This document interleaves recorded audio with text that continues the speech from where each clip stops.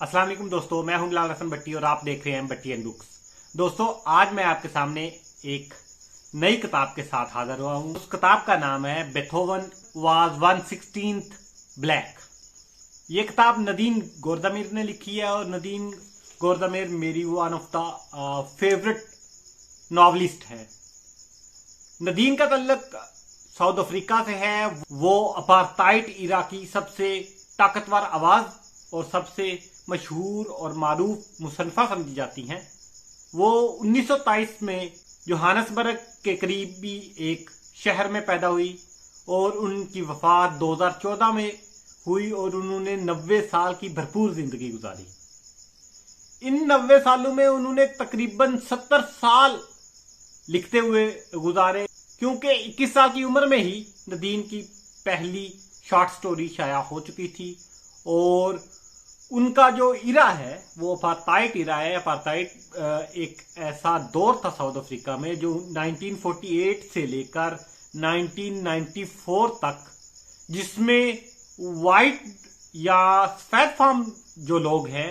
उन्होंने हर तरह से इस्तेहसाल किया स्याह फार्म लोगों का, और ये इस्तेहसाल हुकूमत की सतह पर होता रहा। और ये इस्तेहसाल बिल्कुल वैसा ही इस्तेहसाल है जैसा अमेरिका में स्याह फार्म लोगों का होता रहा, बल्कि इससे भी ज्यादा बुरा, बल्कि उनको शूद्रों की तरह जो है वो ट्रीट किया जाता था। और इस सारे दौर ने इस तरह की जुल्म, जबर, तशद्दुद और गैर इंसानी सलूक का ऐसा मंजरनामा क्रिएट किया साउथ अफ्रीका में, जो नदीम गोरदामेर की फिक्शन का बहुत अहम मौजू समझा जाता है, बल्कि बना है। तो क्या ये सवाल बहुत ज्यादा उभर कर सामने आता है कि नदीम गोरदामेर जो हैं वो सिर्फ अपार्थाइड इरा की राइटर हैं, या वो सिर्फ पॉलिटिक्स पे लिख सकती हैं, या 1994 से पहले कि जब ये अपार्थाइड वाला सीन सारा खत्म होने से पहले ये कहा जाता था कि अगर ये खत्म हो गया तो उसके बाद नदीम क्या लिखेंगी या किस मौजू पे लिखेंगी। लेकिन एक्चुअली मसला ये है कि नदीम उस दौर में पैदा हुई जब ये अपार्थाइड शुरू हो रहा था। तो जब नदीम यूनिवर्सिटी में गई तो वहां जाके उसका इंटरेक्शन मुख्तलिफ लोगों से हुआ और उसको उस सारे गैर इंसानी सलूक के मुतल्लक या वो रवैये जो स्याह फार्म लोगों के साथ रखे गए हैं उसके मुतल्लक इल्म हुआ। उसने उन सारी मालूमात, हकायक को अपने तखय्युल के जरिए अपनी फिक्शन में इस्तेमाल किया और अपने जितने भी उसके मशहूर नावल हैं उसमें उसने किसी ना किसी तरह इस मौजू को इस्तेमाल किया या लिखा है, चाहे वो पॉलिटिक्स हो, सेक्स हो या स्याह फार्म लोगों के साथ रवा रखा जाने वाला सलूक हो। नदीम गोरदामेर की कोई बेसिक एजुकेशन नहीं है। वो घर में बैठकर पढ़ती रही। किसी स्ट्रेंज नामालूम वजूहात की बिना पर उसकी वालदा ने उसे स्कूल नहीं भेजा और उसे घर रखा, लेकिन नदीम ने घर बैठकर बहुत ज्यादा पढ़ा और इसी वजह से 20 साल की उम्र में उसने लिखना शुरू कर दिया। इवन 27 साल की उम्र में वो द न्यूयॉर्कर में छपने वाली नौजवान मुसन्निफा थी जो किसी दूसरे मुल्क से तल्लुक रखती थी। तो गोरदामेर ने 70 साल जो लिखा, वो क्यों लिखा या वो क्या चीज थी, वो क्या सवाल था जो उसको लिखने पर उकसाता रहा। तो एक इंटरव्यू में जो उसने 1980 में दिया, उसमें वो कहती हैं कि मैं इसलिए लिखूंगी या लिखती रही हूं या अब तक लिखती रही हूं ताकि मैं जिंदगी को काबिल फहम बना सकूं। बल्कि वो ये कहती हैं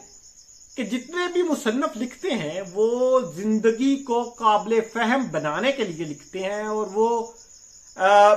वो एक ऐसे जो है वो तय खाने में हाथ डालते हैं और जब वो निकालते हैं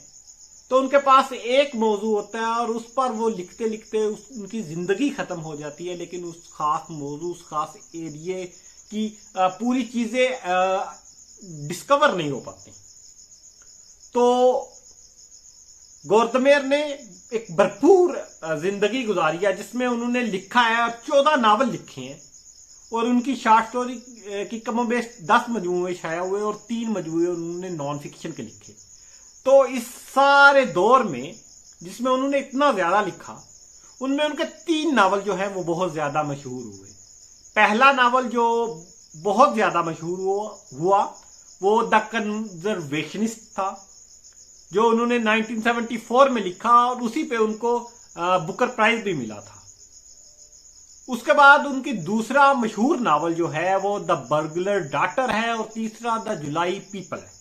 ये तीनों नावल जो हैं बेसिकली मैं ये समझता हूं कि ये एक ट्रायोलॉजी है जो अपार्थाइड इरा के मुतल्लक है। पहला जिसमें के स्याफाम के साथ क्या सलूक किया जाता है, और दूसरा उस पीक इरा का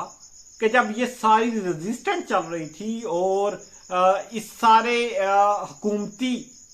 जो इस्तेहसार है उसके खिलाफ आवाज उठ रही थी। बर्गलर डॉटर उसमें एक तवाना आवाज बनकर सामने आई और इनके 3 नावल जो हैं वो बैन भी हुए।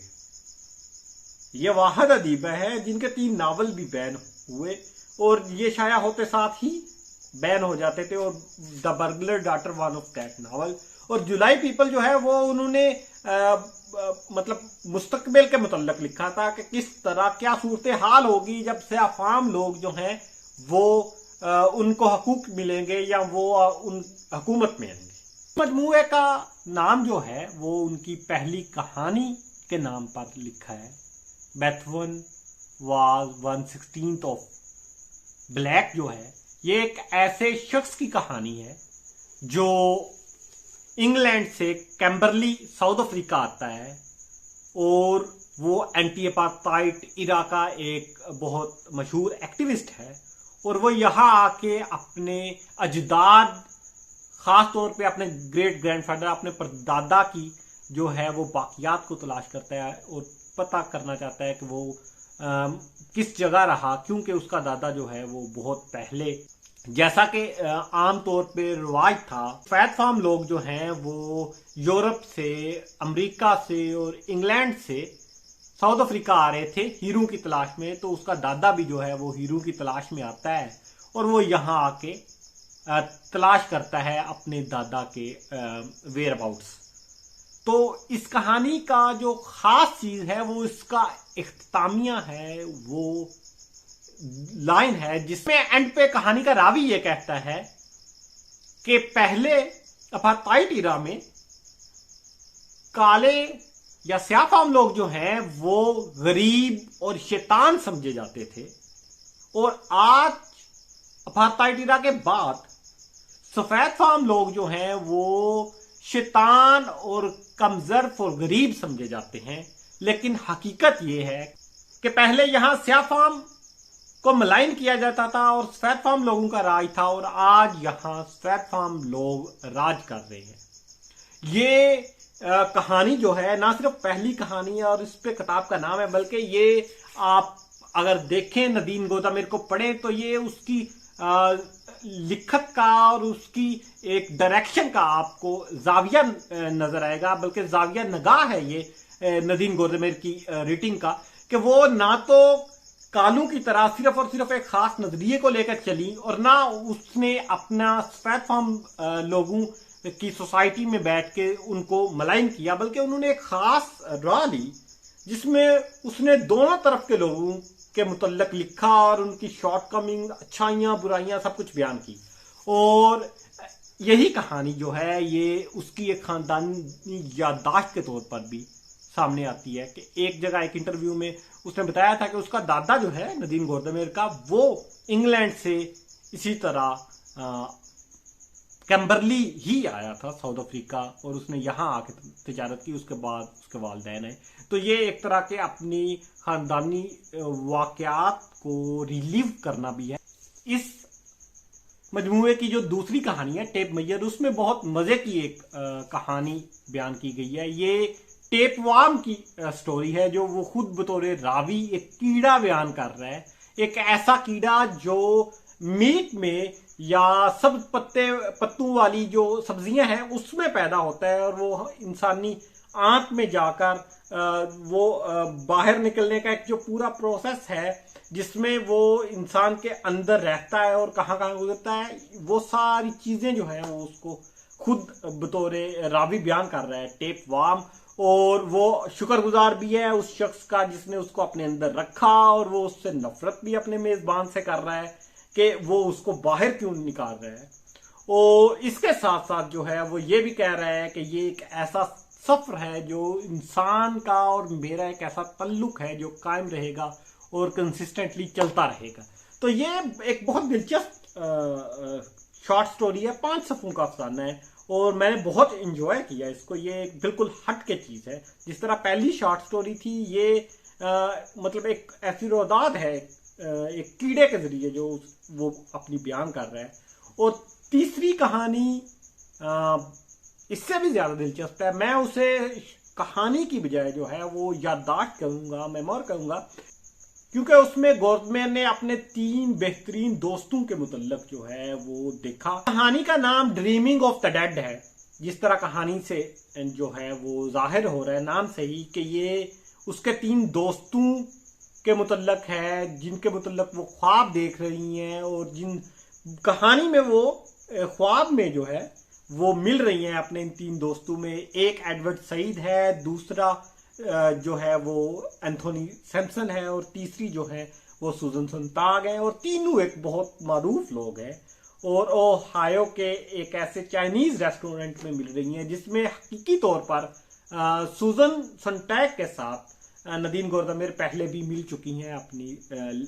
जब वो जिंदा थी। तो इन 3 लोगों के साथ अपनी मेमोरी जो है वो ताज़ा कर रही हैं और ये एक तरह का खराजे अकीदत पेश किया गया है इन 3 अजीम लोगों को, एडवर्ड सईद, एंथोनी सैमसन और सूजन सोनटैग को, क्योंकि वो खुद एक बहुत बड़े लोग थे और वो इनके दोस्त थे। बल्कि एक इंटरव्यू में तो नदीम गोरदमेर कहती हैं कि अगर मुझे कोई मौसीकी की धुन तरतीब देना आती होती तो मैं इनके लिए वो धुन तरतीब देती। और मैं बयान करना चाहती हूँ कि मैं कितनी ज़्यादा इन लोगों की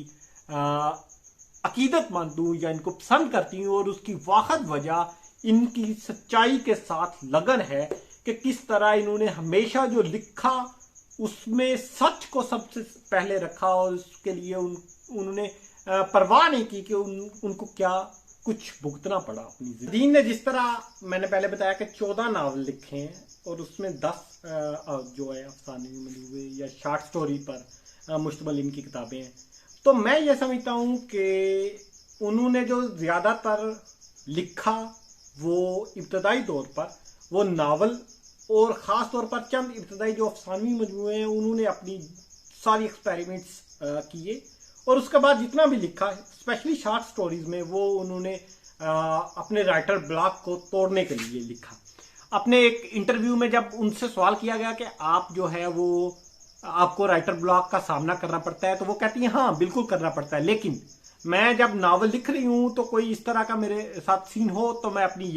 याददाश्तें लिखना शुरू कर देती हूँ या मैं सफरनामे लिखना शुरू कर देती हूँ या मैं शॉर्ट स्टोरीज लिखना शुरू कर देती हूँ। तो इस तरह जो है वो मैं अपना ध्यान बटा के खुद को जो है कलम को रवां कर लेती हूँ। तो मेरा ख्याल है कि ये भी जो है ये कहानियाँ भी इसी तरह लिखी गई हैं मुख्तलिफ